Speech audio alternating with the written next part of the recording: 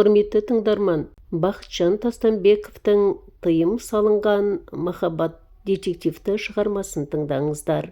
Қазақша контентті қолдап, каналға тіркеліп, пікір қалдыруды ұмытпаңыз.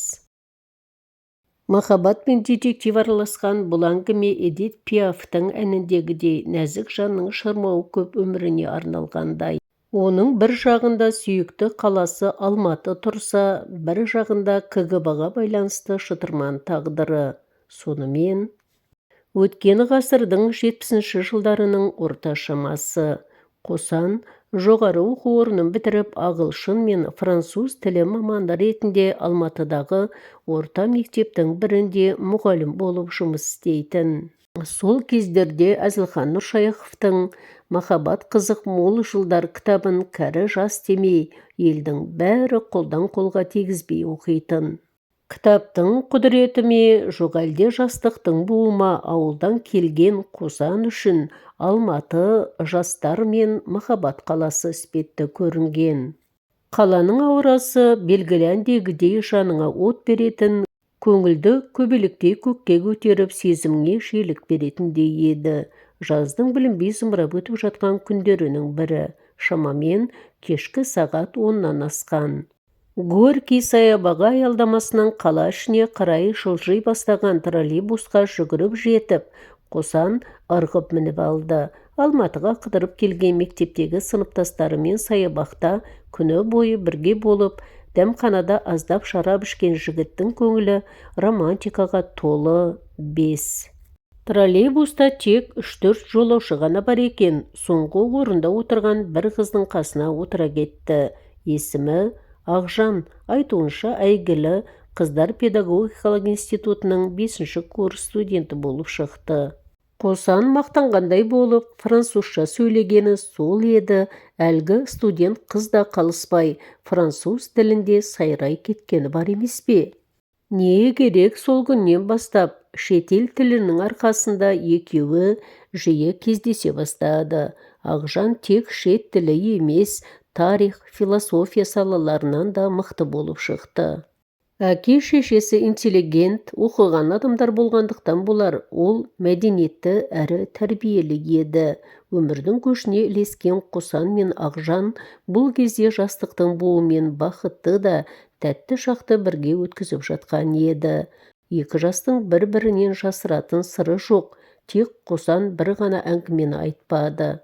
Дәл сол жылы ол КГБ-ға қызметке тұру үшін тексеріс үстінде болатын. Содан болар, оған дейін өзі де көңіл аудармаған мінез пайда болғандай. Атап айтқанда, ол айналасын мұқият тыңдап, бөтен адамдармен ойланып сөйлесетін болды. Күмәншіл жігітке тіпті Ақжан да соңғы уақытта орынсыз сұрақтар қоятындай көрінді. Одан қалса Қосанды сынағандай, жауға тұтқынға түссең қайтесің? Миллион ұтсаң не істер едің? Деген сынды ойға сыймайтын сауалдарды жиі қоятын. Оның бұл қылығын Қосан қыз баласына тән мінез деп бағалады да қойды. Әйтсе де Қосан Ақжанға шын ғашық болғанын тек Мәскеудегі КГБ-ның арнайы оқуына келген кезде ғана түсінді. Алғашқы жарты жылда Ақжаннан бірен-саран хат келіп, сосын тіпті тоқтап қалды. Ал Қосанның оған деген хаттары махаббатқа толы сезімдермен жолда адасып жүргендей көрінді, тіпті жеткен-жетпегені белгісіз. Дегенмен, Ақжаннан кейде салқындық байқаса да, Қосанның жүрегі қыздың өзін жақсы көретінін сезетін. Әлі есінде, бір жылдан кейін каникулға шығар алдында Ақжаннан тұрмыс құрғаны жайлы хат келді. Қосан үшін дүние төңкеріліп түскендей болды. Ессіз сүйіп шын жүректен жек көрудің не екенін басымнан өткердім, деген Қосан өзін бақытсыз сезінді. Уақыт өте келе Ақжаннан шын қол үзгеніне сеніп, оны ұмыта бастады. Әттең, қызға не болғанын сол кезде білсе ғой, мүмкін жағдайды өзгертер еді. Бәлкім бүгінгідей арманда қалмас еді. Кеңестік кездің саясатының ауасын жұтып, асын ішкендер жақсы біледі. Ол кезде бір-бірімен жұлдызы қарсы саяси жүйелердің арнайы қызметтері арасында көрінбес теке-тірес, мылтықсыз майдан жүріп жататын. көзге түспейтін текетірес мемлекеттердің барлау қызметтері арасында ешқашан толастаған емес. Әсіресе екі саяси күш, кеңес пен батыс әлемі, ит пен мысық боп, бастары бір қазанға сыймай әлек болып жататын. Ал екі әлемнің бір-біріне ашқан көрінбейтін соғысындағы түрлі арандатушылықтардың авторы мен орындаушылары арнайы қызмет екені еш күмән туғызбайтын. Страсбург қаласы Францияның солтүстік шығысындағы тарихи аймақ. Қала тар көшелерімен, фахверк үйлерімен және көптеген университеттерімен ерекшеленеді. Германияға қарсы қадам жерде тұр.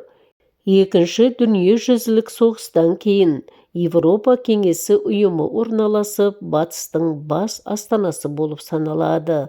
Қосан Клейбер алаңына дейін арнайы қызмет органдарының сырттай бақылаушыларының көзіне түспеудің бар амалын жасап, ақыры мақсат тұтқан жеріне келді. Ғафу етіңіз, сізде ғана бар деп естідім. 36-шы өлшем. Кензо маркалы аяқ киім бар ма? Кешіріңіз, әзірге ол өлшемдегі туфли жоқ. Қаласаңыз, Кензо брендті жасыл түсті шарф бар. Жоқ, рахмет, мен қызыл түстісін Парижден алғанмын. Әдейі ойластырылған бұл диалог құпия байланыс сөзі, аңдыған адам түсіне қоймайтын.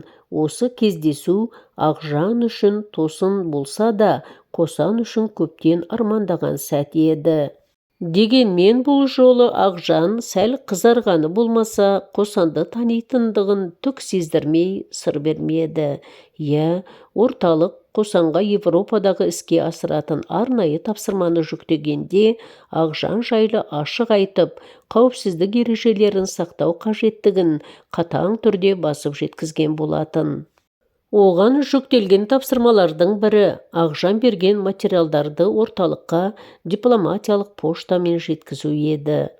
Осы бір қас қағым сәттегі жүздесуде Қосан Ақжанның көздерінен елге деген сағынышпен қатар әлде бір именуді, өзін кінәлі сезінген жанның көзқарасын көргендей болды.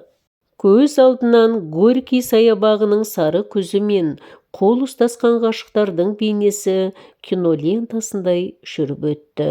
Бірақ бұл сезімге тыйым салынатын мамандық. Мұнда сезімнің қайта оралуына, тіпті оралуына емес-ау, кейде жарқ етіп жануына да рұқсат алу қиын. Ақжан туралы мән-жайдың бәріне қанық болып алған Қосан, оны әріптесі ретінде түсінсе де, ғашығы ретінде түсіне алмайтынына көзі жетті. Жылдар бойы жүрегінде сақталған үмітін мәңгіге жоғалтқандай дүкеннен шығып кете барды. Ол әлдекімге өкпелі еді. Бұдан соң Қосан мен Ақжан жүздесе алмады. Тіпті екеуі де отставкаға шыққанда да кездесуге ұмтылмады. Орталықтан алынған ақпаратқа сәйкес, парфюмерия дүкендері мен сұлулық салондары бар Інжу Бикеш Европада орналасқан НАТО құрылымы жайлы ақпарат жинаумен айналысқан. Ол ешқашан тұрмысқа шықпаса да, өзін жоғары дәрежелі бюрократтың немесе бір елшінің жұбайы сияқты ұстайды. Әрі қашан нәзіктік пен тектілікті паш еткендей қылығы бар, киімі мен киіну әдісі европалық стильде. Ақсүйек, кірпияз, түр тұлғасына сай аса жоғары интеллектуал жан. Айтпақшы, КГБ-ның отставкадағы полковнигі. Хикаяттың соңы. Оқыған Роза Сұлтаналиева.